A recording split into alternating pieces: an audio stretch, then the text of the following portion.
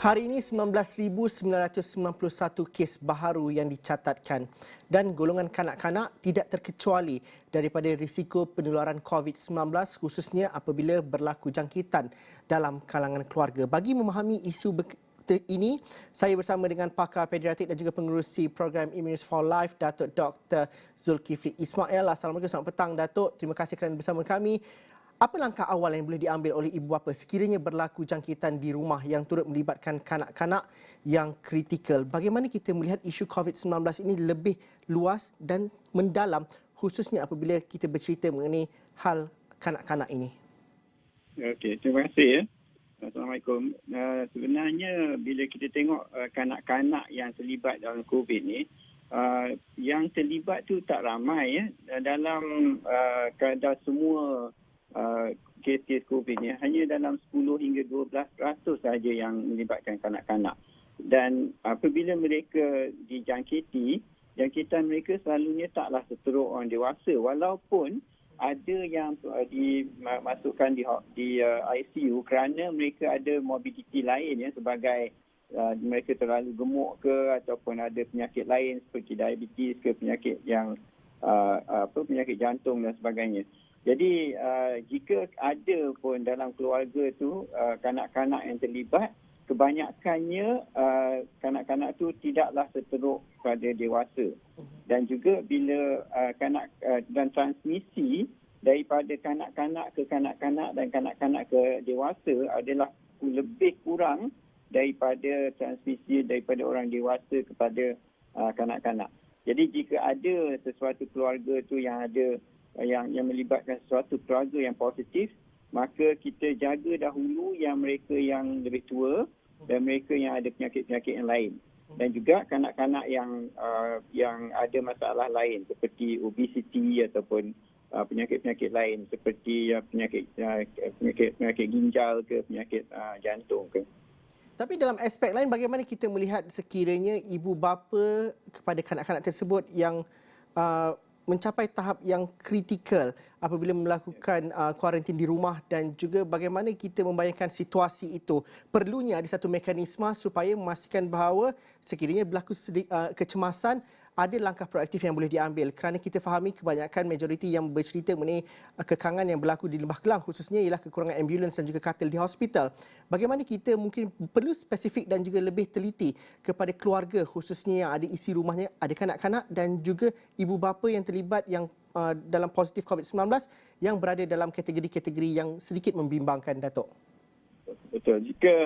Jika dalam keluarga tu, kalau mereka dalam kategori 3 atau 4 ataupun 5 dan perlu pergi ke hospital, kemungkinannya anak tu akan ditinggal di rumah kerana mereka tak ada gejala sangat.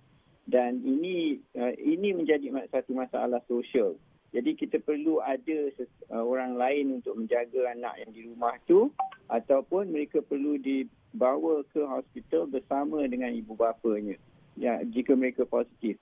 Jadi ini yang menjadi. Tapi ini bukannya masalah yang teruk sangat ya. Yang masalah yang teruk ialah apabila satu keluarga tu masuk ke hospital dan ibu atau bapa tu meninggal ataupun kedua-duanya meninggalkan anak tu seorang diri di hospital ataupun seorang diri di rumah dan tak ada siapa untuk menjaganya.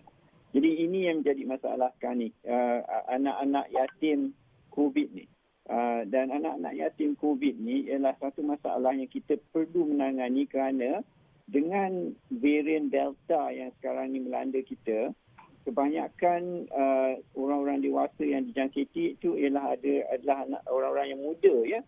Dan anak-anak mereka adalah masih kecil lagi, berumur 3, 4, 5, mungkin 15 tahun ataupun 17 tahun yang tertinggi.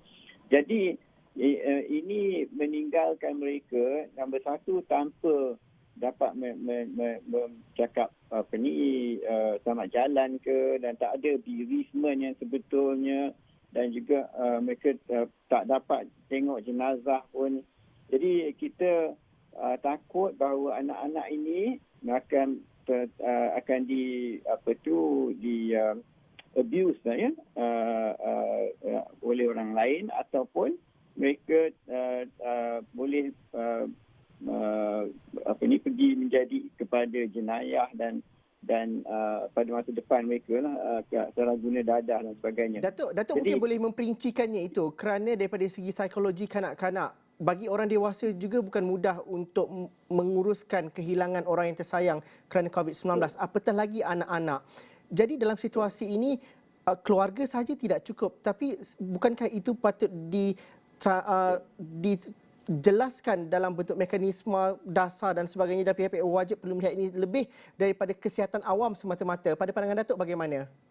betul. Pada pandangan saya, Jabatan Kebajikan Masyarakat dan juga Kementerian Pembangunan Wanita, Keluarga dan Masyarakat patut mengambil tindakan proaktif untuk menentukan mana-mana yang anak yatim COVID ini, dan mereka patut ada senarai semua anak-anak yatim COVID ini, dan juga perlu memberikan kaunseling yang tepat dan juga memberi pertolongan dari segi persekolahan, daripada pembiayaan, dan juga mengikuti mereka, jejak mereka daripada mereka keluar daripada hospital ataupun daripada kematian ibu bapa itu sehingga mereka besar, kerana mereka ini terdedah kepada banyak faktor di luar tanpa ibu bapa, dan kita bimbang berkenaan dengan kanak-kanak yang begini. Jadi saya mengesyorkan agar Kementerian Pembangunan Wanita, Keluarga dan Masyarakat KPWKM dan juga Jabatan Kebajikan Masyarakat mengambil tindakan yang lebih proaktif, kerana ada banyak NGO yang boleh menolong, yang boleh menolong untuk menjejak semua anak-anak ini dan juga memberitahu maklumat kepada jabatan-jabatan yang berkenaan ini. Datuk, banyak yang Awak, kalau kita terlalu lewat nanti dah banyak sangat kanak-kanak yang terlibat, susah kita nak mengendalikan. Sekarang ini kalau ada angka yang tak berapa tinggi, kita bolehlah mengendali tiap-tiap satu. Datuk, saya ada sedikit sahaja masa untuk Datuk, tapi itu saja yang ada untuk hari ini. Saya janji nanti kalau ada kesempatan lain kita akan berbincang dengan lebih mendalam mengenai perkara ini.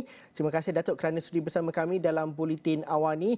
Itu dia tadi Datuk Dr. Zulkifli Ismail, pakar pediatrik, berbincang mengenai perkara dan juga impak COVID-19 terhadap kanak-kanak dan juga bagaimana khususnya kepada anak-anak yatim piatu akibat COVID-19.